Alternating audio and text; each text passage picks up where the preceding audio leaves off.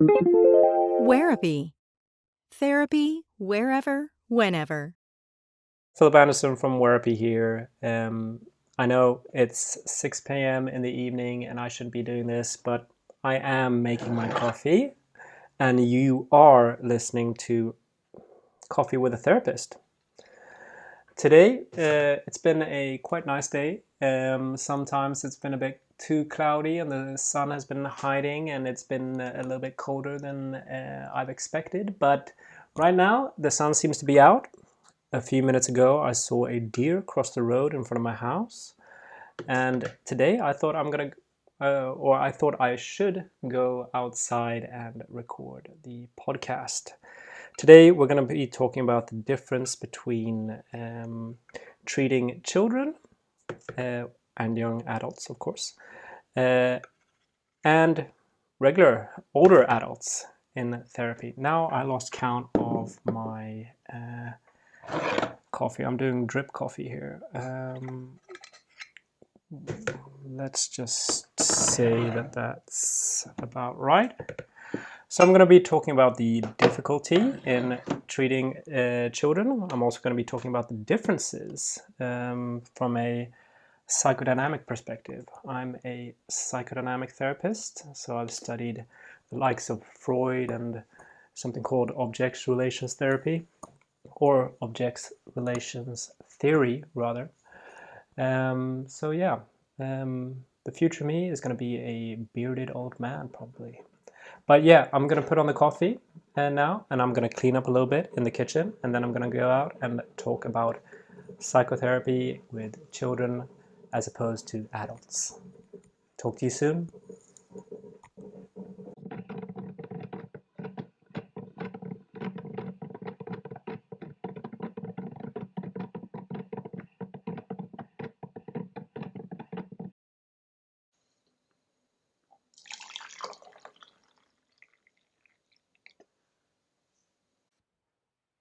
Okay, recording for what feels like the 124th time. Piece of advice for anyone starting a podcast: do not record outside because it might be windy. Do not have a bad microphone that ends up messing up your audio when you're in post-production. And try not to spill your coffee on your computer. Yeah. I'm more sad about my coffee being half empty than my old computer being a bit broken, but well, here we are. Yeah. So, before we get into it, I just want to tell you a little bit about my background so you know what I'm basing this on. Yeah. I am in my regular job, my full-time job. I work as a children's therapist at a psychotherapy clinic in my hometown. And I have Wherapy as a part-time business where I also treat children and adults. Yeah, so I have ample experience treating both adults and children. I have, in my time as a therapist, treated many children with relational issues, with parents who are drug abusers, with parents who put a lot of pressure on them academically or in sports. I've also treated children who have grown up in different countries and experienced mental health issues because of that. And I've also had just children who have suicidal tendencies or self-harm a lot, or have any type of mental health issue in regards to fitting in at school and issues with friends and the likes. So I have a lot of experience working with children, and a lot of experience working with adults as well. Yeah. And the main difference when it comes to working with children as opposed to adults is that with adults, especially, or Especially in psychodynamic therapy, we look at inner conflict, and we look at the different types of inner conflict. I mentioned them in the last video. One type of inner conflict is different types of opposing motivational factors. One is a motivation opposing reality, and one being societal norms opposing a motivation. Yeah.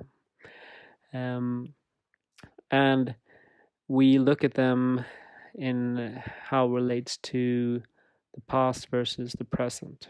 Yeah. Whereas with children or young adults, they're in the process of um, creating their person. Yeah, they're not participating in society and participating in relationships in the same way that adults are. Yeah, so they are in the process of experiencing these events that will create the inner conflict for their future selves. Yeah.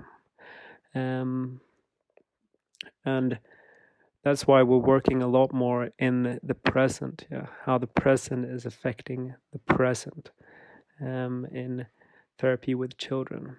Obviously, we can look at some events, but these events in the past might be when they're 6, and we're seeing how it affects them as they are 14 years old. Yeah, and for one, their memory of being 6 might not be that strong, and them themselves being 14 don't have that the same capability of reflecting as an adult does. Yeah, and that's another issue that we come into, is the capability of reflecting on events. Yeah. Adults, um, when they've obviously collected in a conflict for many many years before mustering up the courage to come to a therapy clinic. Yeah, and then when they're sitting in the chair opposite the therapist, they spill their guts out, and they do this for a few sessions before the therapy work actually begins. Yeah, so treating adults in that sense is a lot easier for a therapist at the beginning. We collect a lot of information, and then after maybe 4 or 5 sessions, we start comparing different events and different things that they have mentioned, obviously, and we compare that to what's happening in their life in the current moment, yeah, or in between the sessions, and we're looking for different patterns, and we're looking for this inner conflict, and we're trying to get the patient rather to experience what we call an aha moment, where they realize that, well, that inner conflict was shaped like this, and that affects me in this way. Yeah, and a lot of the times we skirt that, or we don't hit it. We don't hit the nail on the head. We hit the nail on the side, and we get it a little bit more closer towards the wall, but we don't hit the sweet spot. Yeah, but when we hit the sweet spot, we call it an aha moment, and that's one part of the healing. Yeah, and we can't really get this on the same level with children in psychotherapy. One, they're a lot less descriptive. I began a lot of my therapy sessions with children by asking them, "Where do you want to begin?" And the child, 99% of children answer, "I don't know." And that's in the first session. Yeah. And I say this every session, yeah, repeatedly. That's how I begin all my sessions. But you can just imagine a child coming to a psychotherapy clinic, and their parents have explained that they have loads of issues. And then when a therapist says, "Where do you want to begin?" you expect them to maybe say something, but they say, "I don't know." And then if they're a returning patient, you can say, "Well, what's happened since we last met, and the patient just simply answers nothing much, and then you kind of ask them about different aspects in their life, school, activities, friends, and after a while you kind of start to get something, and maybe 15 to 20 minutes into the talk, into the session, you get some sort of a theme coming up, and then you talk a little bit around that, and sometimes you really have to pull it out of them, especially if you have a patient that you have a lot of information on. You can kind of talk about something that they mentioned in the last session or mentioned 3-4 sessions ago, and um, try to create a um, therapeutic session out of that. Yeah. And you can also look at facial expressions. Yeah, that's something that is very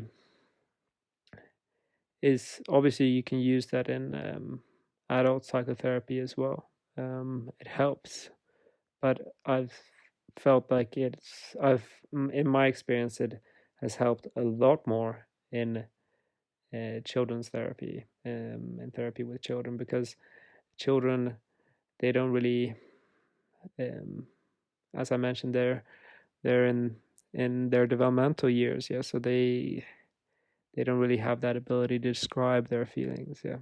And in order for them to describe a feeling that's on the outside, maybe a facial expression that's, sorry, that was my dog burping, yeah. In order for them to, or by helping them describe their facial expression when they're talking about something that makes them feel sad, or something along those lines, then you can connect their emotions with the topic that they're talking about. And that's something that they find really hard to do, children. Yeah, they can kind of talk about things and not realize why they're feeling this way. Um, I have therapy sessions with a lot of um, teenage girls who, they can come to me and they say that they're feeling bad. They say describe to me how they self-harm, that they're suicidal thoughts and the like, but they have no reason why, or they don't really know why. And then you can kind of figure it out after a while that certain events have happened in their lives, or there's some sort of um, family member who's become sick, or some event that they really don't realize has affected them. Yeah, but that's a side note. You can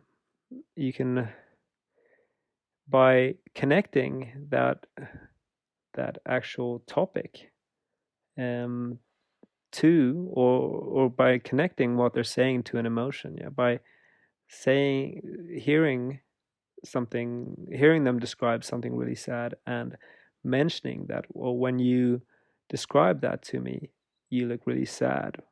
What are you thinking about? It becomes a kind of a interesting way to get them to reflect. Likewise, if somebody's mentioning a traumatic event and they're smiling or they're laughing about that, that's even more interesting. Yeah. So when you mention this very sad thing about yourself, I noticed that you smiled, you smirked a little bit. What are you thinking? What do you think that this event says about you? Yeah, you're saying something along those lines. Gets them to reflect a lot more. And then finally, we have the relationship itself. The relationship in psychodynamic therapy is always important, whether it's an adult or a child. But um, a lot of these adults, they are in the midst of and creating their inner conflict. They are experiencing the events that can create the inner conflict. So replacing the failed relationship with a positive relationship early on is um, is better for healing in the future. Yeah, can get them to heal quicker and create a more stable ground on which they can build a better life. Yeah. A lot of adults come with, you know, what we typically call father issues, daddy issues, mother issues. They have a lot of, did I say a lot of therapists or did I say a lot of children? Yeah. Sorry. A lot of adults, when they come as patients, they talk about mother issues, father issues. And this is essentially them describing that they have a poor attachment.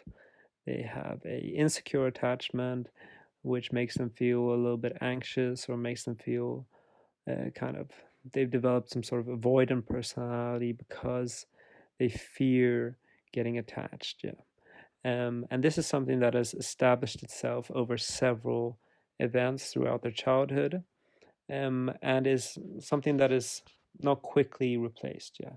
When we talk about adult therapy, we talk about it as if we think of it as a process that lasts maybe 1 or 2 or 3 years, yeah, wherein we recreate a relationship, a trusting and secure relationship, um, where without any form of judgment, and a relationship where the adult patient can experience a,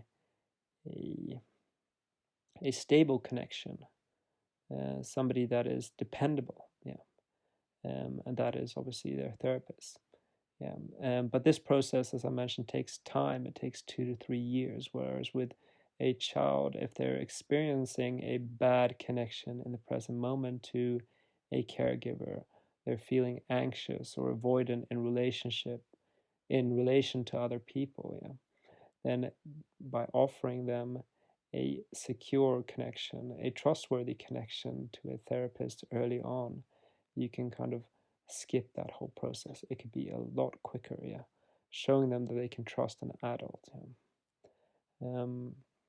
And this relationship, um, it's you build it in a different way when you treat children than when you treat adults. Yeah. When you treat children, you build the relationship by being the person that wants to talk to them, yeah, and wants to talk to them about anything. So a lot of therapy with children, um, if a therapy session is for 15 minutes, for example, we could spend 40 minutes, 45 minutes talking about everyday things, and then we can do the therapeutic work over 5 minutes, yeah. And but those 45 minutes or those 40 minutes is really, really essential in creating the bond that will allow for those 5 minutes of concentrated therapy. Whereas with an adult, you create that relationship um, by showing that you're a competent therapist, that you can treat them, that you can analyze their issues, reveal their inner conflict, and help them reflect on it. Yeah. So with a child, it's a lot more important just being there, listening, being able to talk and relate to them, and being able to show that you're interested in their day-to-day life, and showing that you're a sorry, you're a relatable person. So just to recap, the first difference um, is the use of past versus present. We do that a lot when treating adults. We don't do so much when treating children. We look at more present day issues. The second is um, we kind of work with the children's or inability to reflect, um, by kind of pulling out information over time. Yeah, that's more the hardship around it. We kind of pull out the information. It's a lot more hard work at the beginning, trying to just drag a lot of information out of them. Whereas with adults, they spill a lot of information because they've been carrying that inner conflict. The burden is too much for them in the moment, and they spill their guts out, whereas children don't usually do that. The other aspect of it is also getting them to connect their emotions to what they're saying. Children don't have an ability, or they have less of an ability to connect these two things. So seeing facial expressions and connecting it to what they're saying, and vice versa. Connecting what they're saying to, or connecting their sadness to something that they mentioned maybe a session or two ago, and seeing how it connects, displaying how it connects in a way that they can buy, essentially, they can understand. Yeah, that's the art of treating children as a psychotherapist, and also the relationship building, yeah, which is based more on emotion, where you can show a connection and establish a sense of relatability over the bigger part of a therapy session, and that will allow for a more concentrated therapeutic work over a few minutes in that session. Whereas with an adult, you create the relationship by showing that you're a dependable therapist who can analyze their inner conflict and help them reflect on it. You show your your skills. Yeah. Skills is what creates trust in therapy with adults. Whereas with children, it's relatability. So that was me for today. I hope you liked this podcast. If you liked what I talked about, go over to wherapy.com and check my website out. There's loads of information over there. And otherwise, have a great day. Take care.